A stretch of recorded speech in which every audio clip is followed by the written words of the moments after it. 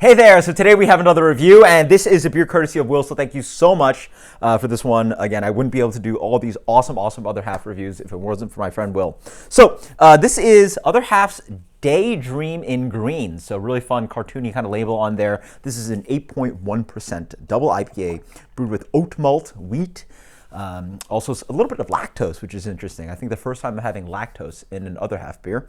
And then we also have Motu Eka, YET, and Citra in this beer. So let's dig in. The beer is very gorgeous. Comes in a medium to light gold color, medium plus a full haze on there. Really nice looking beer. Actually reminds me a little bit of the Treehouse beers. Let's get the aroma on this one. And it's a really funny coincidence. It really has a little bit of that kind of aroma. There's a little bit of this like bubblegummy, banana-y kind of yeasty thing coming through. But it really has a really soft, delicate, but pungently juicy kind of quality to it. Again, it reminds you of a mango/orange sorbet kind of thing. So I'm immediately going towards that kind of green, treehouse green, and haze kind of aroma to it. Just a coincidence, I'm drinking out of a treehouse glass, but it smells fantastic. Cheers. And you also get a light kind of malt quality, so there is like a kind of like wheated oat, pale malt-oiness. Cheers. Oh, okay. That's strange. So up front, you do get that kind of interesting kind of bubblegummy kind of thing. So it's interesting. It's a little bit of like yeasty bubblegummy thing, maybe leaning towards a little bit of like juicy fruit and banana that you get from the Treehouse beers. But then you're also sort of reminded of the Tired Hands beers and milkshake beers, which do use, I believe, oats and lactose as well. So maybe they're using a little bit of that influence, and it has that kind of tinge of sweetness and estery kind of quality and yeasty kind of thing. So those kind of two flavors are reminded up front, or two references to two different breweries. There's that beautiful kind of mango quality, mango sorbet, a really nice kind of juicy, acidic kind of orange kind of thing. But there's also a lot of nice kind of oat and wheat body to it. There is a yeast bite on the back end. It is deliciously creamy, and it initially reminds you very much of a lot of delicious Treehouse beers. But then again, it sort of sucks the palate dry.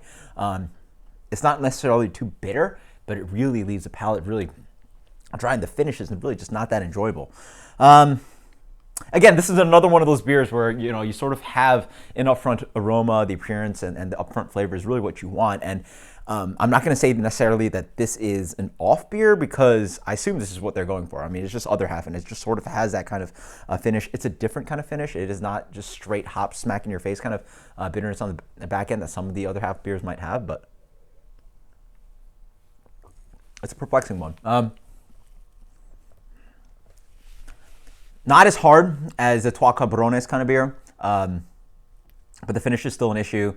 This is, again, another one of those flight beers, one where it's a nice, drinkable double IPA up front, but then it falls apart on you. You probably only want 4, 5, 6, maybe 8 ounces at most. That's her rating. But it just does so much I like. The appearance is spot on, the aroma is awesome, and it really holds on to that front flavor quite long. But then that aftertaste really falls apart on you. So it really is one of those beers where it's not as bad as some of those other ratings I gave. I think it sort of lasts on the experience for a good amount, and then the back end just falls apart on the wheels for you. Let's go something like an 86 on this one.